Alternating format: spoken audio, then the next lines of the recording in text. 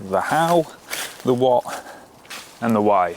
Today we're gonna take a look at my bike, what I carry, everything I carry when I'm doing a bike packing trip. I'm gonna do this on the Sonder because it's pretty much exactly the same when I do it on the bomb track, apart from the frame bag. That's the only difference. So in this video, I'm gonna go over everything I carry, where I carry it, and why I carry it in that sort of place. But we'll start off with the bike for the people that are new here and don't know what it is. I'll just do a quick recap of it because it's changed a bit over the time. So it's the first generation Sonder Camino. It's a 60 centimeter frame, and as you can see, it's got flat bars. I will do a video, an update video on how I'm getting on with them soon. It's got a carbon Salkoff fork. It's got a Vel rear carbon wheel, which has a very extremely loud free hub, which you can hear in a lot of the videos. It's also got a Halo white line front wheel on a built onto a SP Dynamo hub, and the saddle is a Physique something, I'm not exactly sure. It's got 110mm Dida stem, and the bars are flat obviously, and they're 600mm, and there's some cheap Scott ones.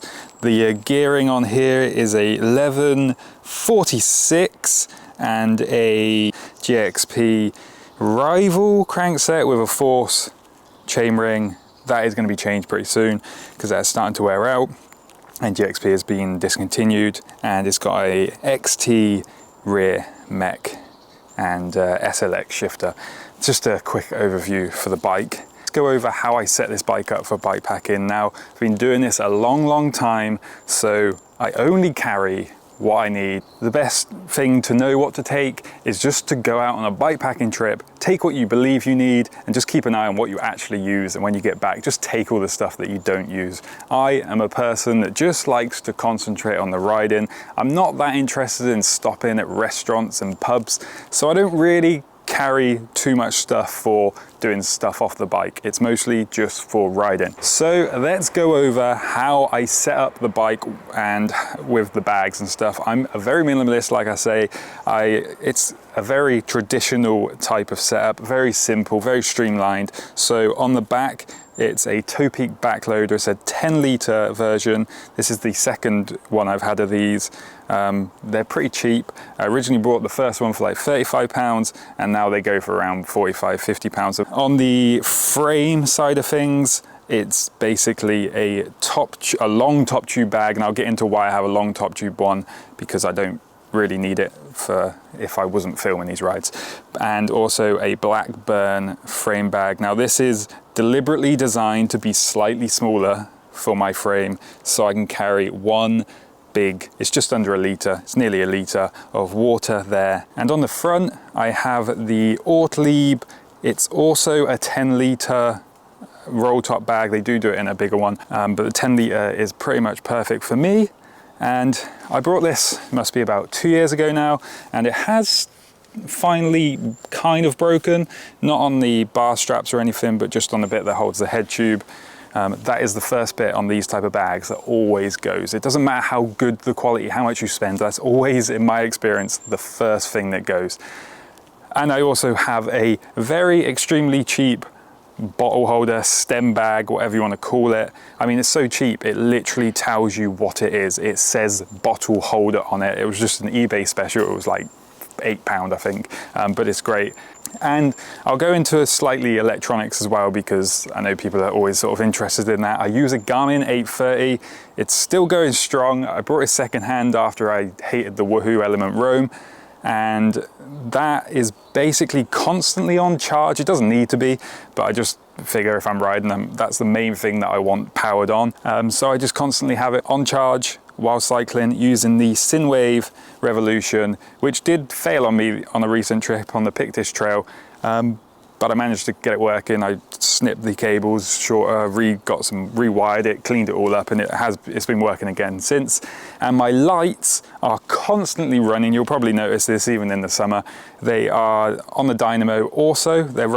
My dynamo is running to my Garmin and the lights at the same time. You just thread the cables together. I will put a link to one of the videos where I showed you how to do that. With that being said, I have the Exposure Revo, a very expensive light for really what it is, but it is a very bright light and it lasts a long time and I'm quite happy with it.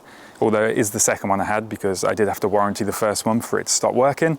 And on the rear, the front light powers the rear, which is the Exposure Red Eye. That's the bags, that's how the setup. Now I'll go over what I carry in each one and why I carry it in this way, because the important thing is when you're setting up your bike for any bike packing trip or touring trip, any time you ride a bike, you don't want to load up the bike heavy on the front or heavy on the back, heavy in the middle. You want to spread it out. So as you can see with this setup, it is nice and spread out. So now we'll go into what I carry in each bag and why I carry it in there. And let's start on the front and work our way back, because in the front bag here is a completely waterproof bag. However, I don't mind the stuff in here to get a bit wet, kind of. So the first thing and the most important thing you need to be able to get out when riding, especially in the UK, is, you can probably guess it,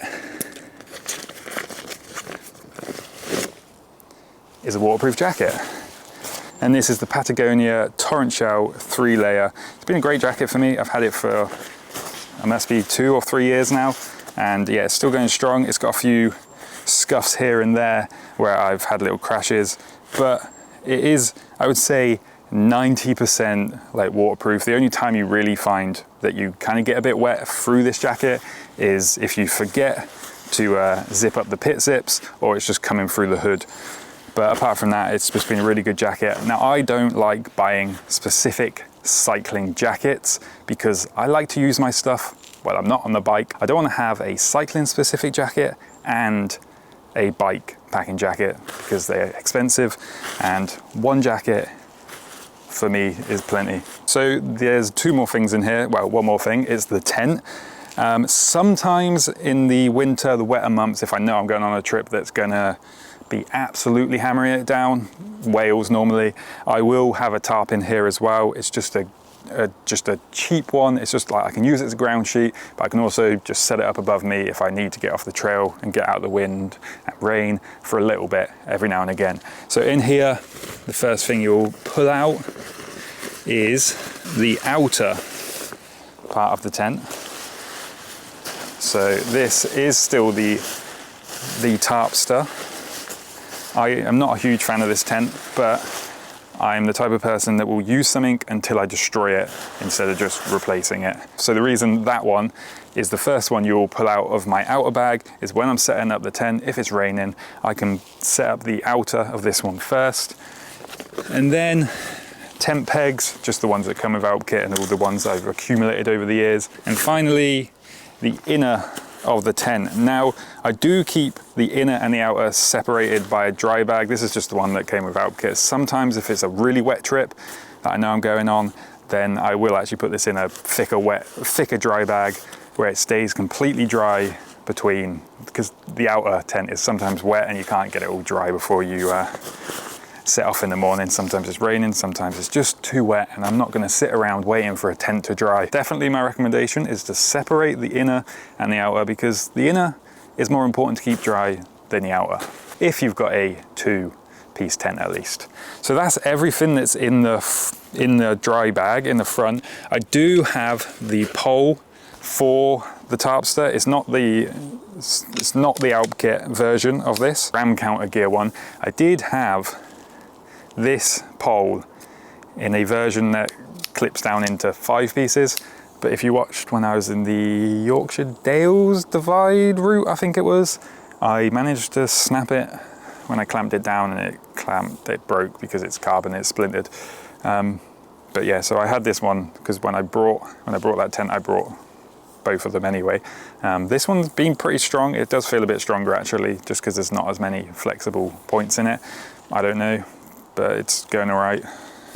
It's been working. It's pretty light and it packs down to nothing. The 5 section one actually did used to fit inside the inner. This one just kind of has to fit on the outside, which is fine with the clips on the Ortlieb bag.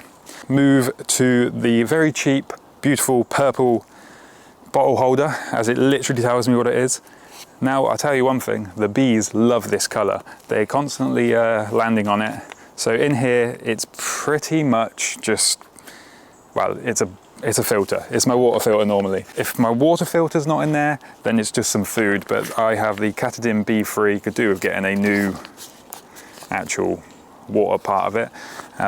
But yeah, I've had this for a while now. It's great. Very useful in the UK, especially in Wales, any of the national parks, or Scotland, of course. Don't get to use it too much in England because there's just not that many great sources of water. But that is literally all that is kept in there. That's why I don't have an expensive stem bag, because it doesn't really do much apart from rubbish, carry a water filter, and some sweets normally. So next, let's go into the frame bags. So we'll start with the top tube bag here. It's a restrap one. Now, it's obviously the length of the top tube. All I literally carry in this thing is this. It's a it will normally have a camera on it, but it's just a Ulanzi tripod. Obviously I'm filming, so I need a tripod. I normally wouldn't bother having a full top tube bag. I would just have a normal smaller one, because I need to carry this long tripod, and it was a bit of annoying getting it in and out of my bag all the time. I just got one of these bags, and it works really well for that. But these bags are extremely expensive, and I personally would not recommend spending that much money on what this actually is. Now, in these side pockets here, this will be where I keep chain lube, maybe some degreaser or some tubeless sealant. At the moment there is some wax, what's it called, squirt wax lube. I don't mind it. In the summer it's okay, but in the winter it's just too wet, I find. So just a normal wet lube for me most of the time. The Peaky's wet link lube is normally the one I quite like at the moment. So we'll move on to the frame bag. Again, there's not too much to be said here. All I really carry in, especially this side of it, is food. So my frame bag is food. That's pretty much all I carry in there. There is actually right now some tape, some electrical tape. That'll be in there. And then there is, of course, a couple of inner tubes that have been in there so long that they have got so much dirt on them, because I don't often have to put an inner tube in, but I carry two just in case. This bike is obviously set up tubeless, 2 tubes. It's not a big deal to carry, and you might as well, because that is the benefit of tubeless, is that it is normal tubes as well. So that is literally all that would be carried in there, just food. I like to keep that as empty as possible, because then I can carry lots of pasties. So on the other side of this frame bag, there is a zip, and in there is basically where I keep everything that I will need to fix the bike if anything goes wrong. So we've got a little pump. It's a Lenzine alloy drive pump. Many people hate this pump, and I understand why, because on some of the valves it tends to unscrew it, but just tighten your valves before you go, especially Continental ones if you buy them inner tubes.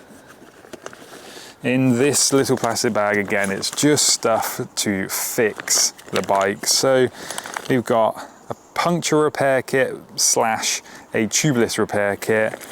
I've got some nice Cyclo tool tie levers just in case you need them. There's 3 of them, and there's just basically a bunch of glue, patches, some stuff for the Shimano crank, which isn't obviously on this bike, but again, this setup pretty much switches between the bomb track and this Sonda, so it pretty much stays the same. There's a chain link in there.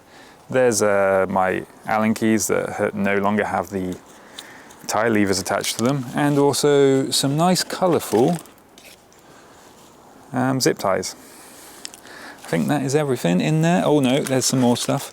Oh yeah, and some brake pads, which I go through so many brake pads. If I'll take a sponsor for brake pads right now. That is everything. So basically the frame bag is just food and snacks, and then on one side is just stuff to fix the bike if it needs doing. So coming on to the rear saddlebag.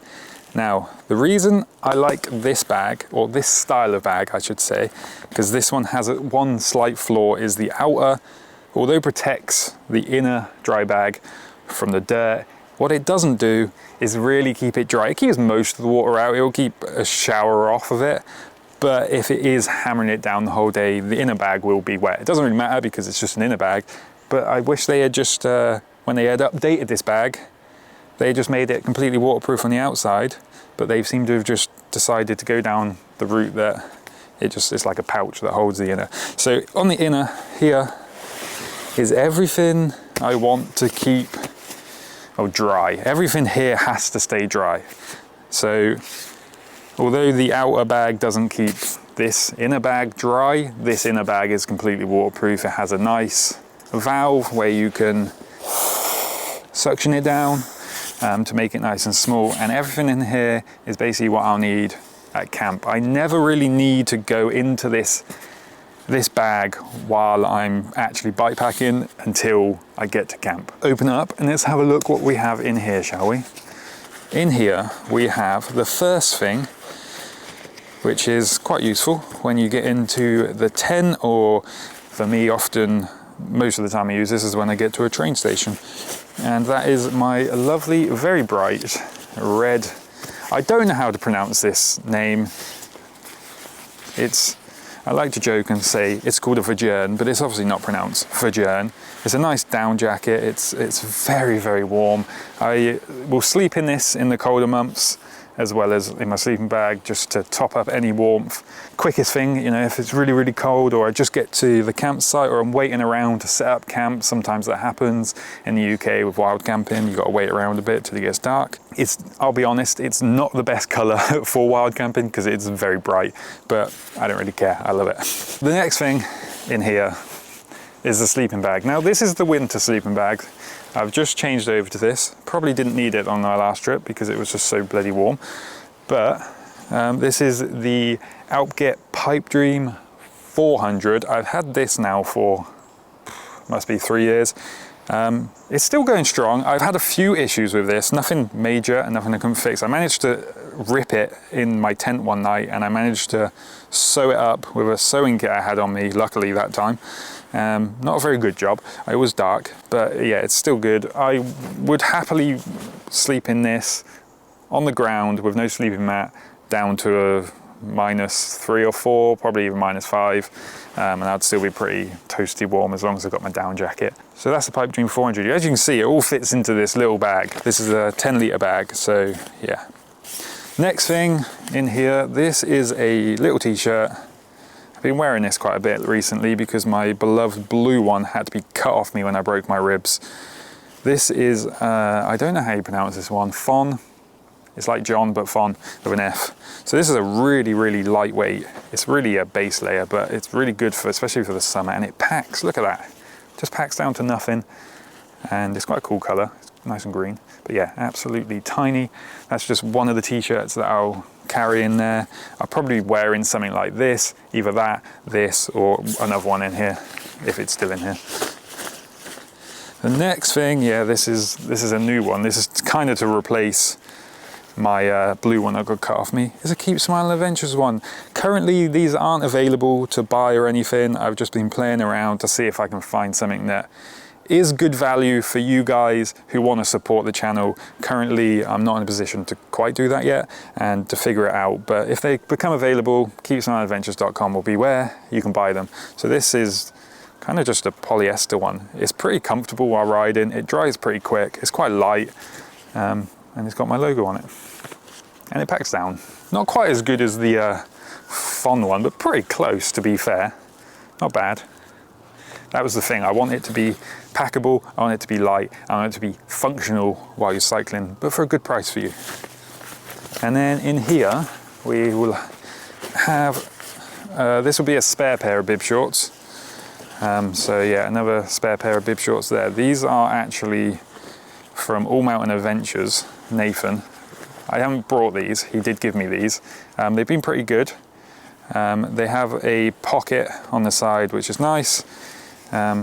They're fairly good price really for how much he's selling them for compared to a lot of the bigger brands. Only reason I don't typically wear these as my main, because I need the cameras on my back to keep the batteries warm, and this doesn't have a pocket here. He has said he might look into putting pockets there, but for now, there's kind of like a backup, and they have good side pockets.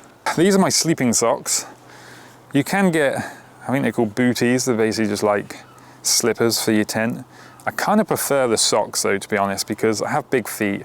These go right up to your ankles. They pack down pretty small, and they're really, really cheap. And if you've got like, if your feet are a bit wet and damp from the riding, they got this nice fluffy thing that just absorbs all that wetness.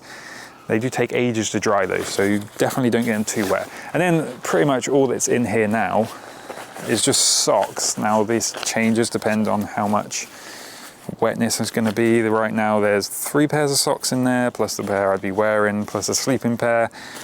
I'll normally go 2 or 3 days without changing my socks, not a problem. Okay, so that is everything I carry, and where I carry it and why I carry it in them positions. So quick recap, I keep everything in the front, which can get wet, although I want to try and keep the inner part of the tent dry, but a wet tent, stick it in there. Once it stopped raining, shake my jacket, put it in there. It doesn't really matter if it's wet because it's a rain jacket. The middle section and the little stem bottle holder thing. Stem bottle holder, rubbish, food, or a filter. Top tube bag, purely because I'm filming these rides and it's just for my camera and a tripod. Main frame bag is just for food, snacks, everything I need to carry like that, and then obviously stuff to fix the bike. And then just under 1 litre bottle, which for most of the time riding in the UK, that's absolutely fine, especially when I've got a filter. And then on the rear is everything I want to keep dry and just so I can stay warm at night. But there is something that I'm sure many people are going, wow, where does he put that? And that is, of course, the sleeping mat. Where is my sleeping mat? Why am I not using a sleeping mat? That's the thing. I don't use a sleeping mat. I never have, and I probably never will. And if I was going to use one, it would probably be an inflatable one that packs down to basically nothing into the front in a dry bag so it doesn't get wet. But yeah, I don't carry one, and I probably never will. I am quite comfortable sleeping on the floor. 99% of the time I get a good night's sleep, and it's just another thing to carry, another thing to purchase, another thing to spend money on. However, you probably should use one.